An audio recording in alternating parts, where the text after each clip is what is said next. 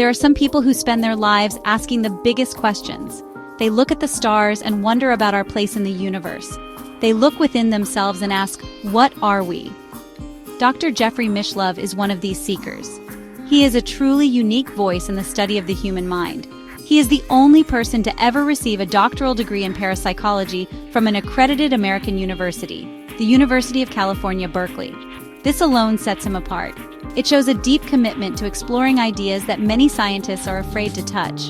For decades, he has dedicated his life to investigating the mysteries of consciousness. He has never shied away from the strange, the unexplained, or the profound. Through his long-running television and web series, Thinking Aloud, and later New Thinking Aloud, Dr. Mishlove has interviewed hundreds of leading figures. He has spoken with scientists, philosophers, mystics, and researchers from every corner of human thought. He treats every guest with respect and an open mind. His goal has always been to learn, to understand, and to share that understanding with the world. He believes that these topics, often pushed to the edges of society, deserve serious and careful consideration.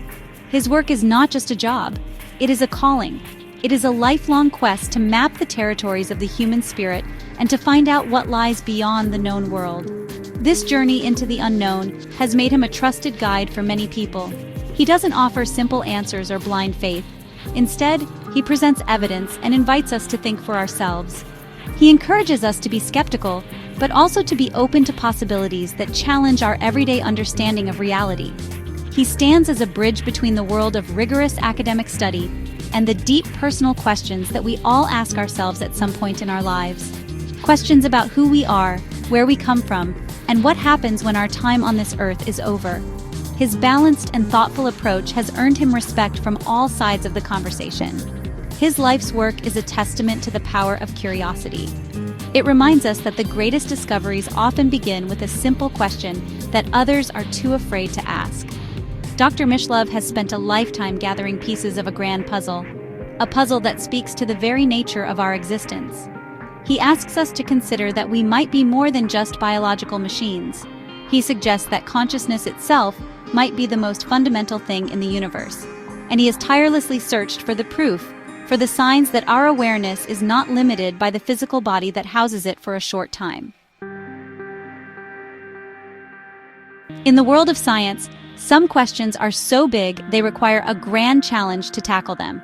In 2021, the Bigelow Institute for Consciousness Studies, founded by hotel magnate and space entrepreneur Robert Bigelow, issued such a challenge.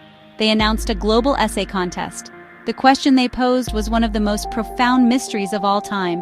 What is the best available evidence for the survival of human consciousness after permanent bodily death? This wasn't just an academic exercise. It was a call to the world's brightest minds to gather their best arguments and their strongest data. The Institute offered a significant prize, attracting serious researchers from all over the globe.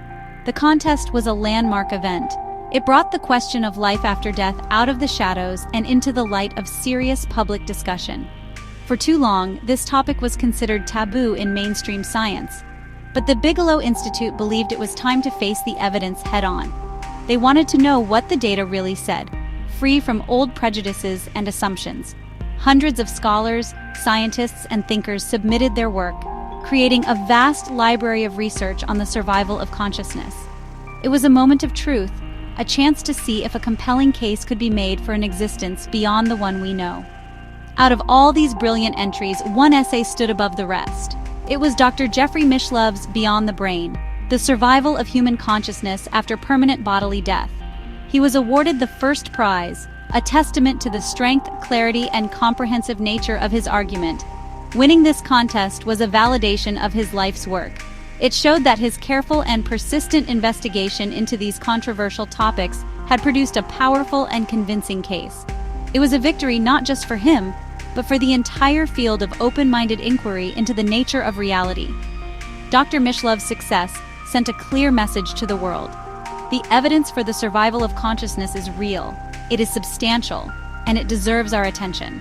His essay was not based on speculation or wishful thinking. It was a masterful synthesis of decades of research from many different fields of study. He took on the biggest question of all and provided an answer that was both intellectually rigorous and deeply inspiring.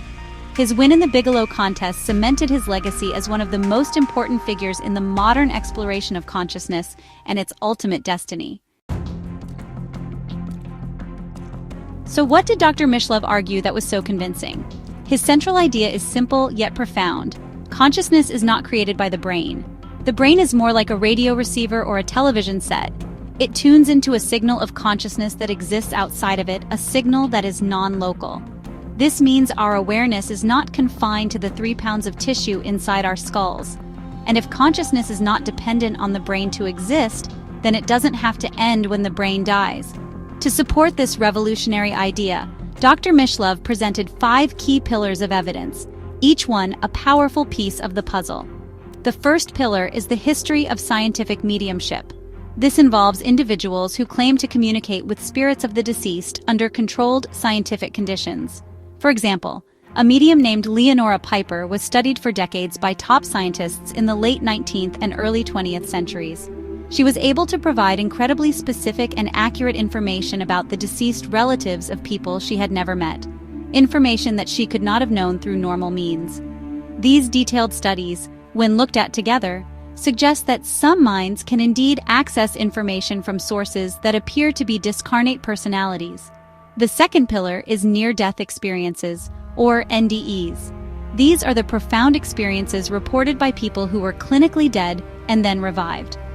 Many report leaving their bodies, seeing a bright light, and meeting deceased loved ones. A powerful example is a patient who accurately described a unique surgical instrument she saw while she was out of her body on the operating table, a detail she could not possibly have seen with her physical eyes. These accounts, coming from people of all ages and cultures, suggest that consciousness can function and even function with more clarity when the brain is offline. The third pillar is reincarnation research, most famously conducted by Dr. Ian Stevenson at the University of Virginia. He documented thousands of cases of young children who spontaneously remember past lives. These children often provide stunningly accurate details about the people they claim to have been, including names, locations, and even the way they died.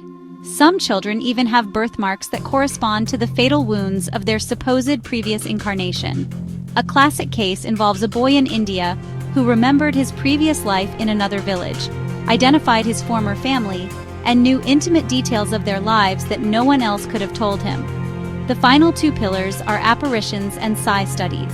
Apparitions, or what we might call ghosts, are not just spooky stories. There are many well-documented cases of people seeing, hearing, or feeling the presence of a loved one at or around the time of their death, often before they even knew the person had passed away.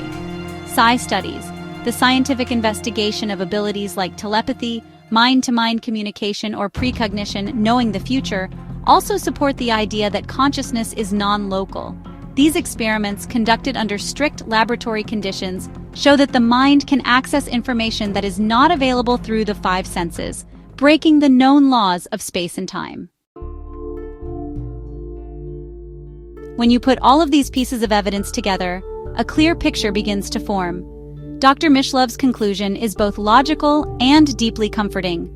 The combined weight of the evidence from mediumship, near-death experiences, reincarnation cases, apparitions, and psi research points in one direction. It suggests that death is not an end. It is not the annihilation of who we are. Instead, death appears to be a transition. It is a doorway we all must pass through, leading from one state of awareness to another. Our consciousness, the very essence of our being, seems to continue on a new journey. This conclusion changes everything. It reframes our entire understanding of life and our place within the cosmos. We are not just temporary flashes of awareness in a meaningless universe. We are something more. We are eternal beings on an incredible adventure of learning and growth. This perspective doesn't take away the sadness of losing someone we love. The physical separation is real and it hurts deeply, but it offers a profound sense of hope. It suggests that our connections with our loved ones are not severed by death. The love we share, the bonds we form, may very well continue beyond the veil of this physical world. For anyone who has stared into the abyss of grief after losing a family member or a dear friend, this research can be a lifeline.